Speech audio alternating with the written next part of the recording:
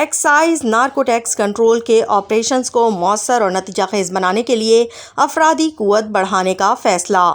سندھ کے سینئر وزیر شرجیل انعام میمن کی زیر صدارت اعلیٰ سطح کا اہم اجلاس۔ Secretary excise Saleem Rajput, D G narcotics control Usman Ghani Siddiqui اور دیگر کی شرکت۔ اجلاس میں محکمہ ایکسائز کی ہائی ویز پر چوکیاں مکمل طور پر فعال کرنے اور بین الصوبائی سرحدوں پر نئی چوکیاں تعمیر کرنے کا بھی فیصلہ کیا گیا۔ چوکیوں پر ہمہ وقت ایکسائز اہلکار تعینات رہیں گے جو دیگر فورسز کی طرح چیکنگ کو یقینی بنائیں گے۔ شرجیل انعام میمن۔ سینئر وزیر شرجیل انعام میمن نے فیصلے کے وقت چوکیوں کے تعمیر کا کام بروقت شروع کرنے کے احکامات جاری کر دیے۔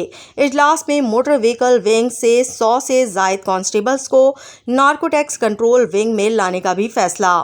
اجلاس میں D G narcotics control Usman Ghani Siddiqui نے منشیات کے خلاف آپریشنز پر تفصیلی بریفنگ دی۔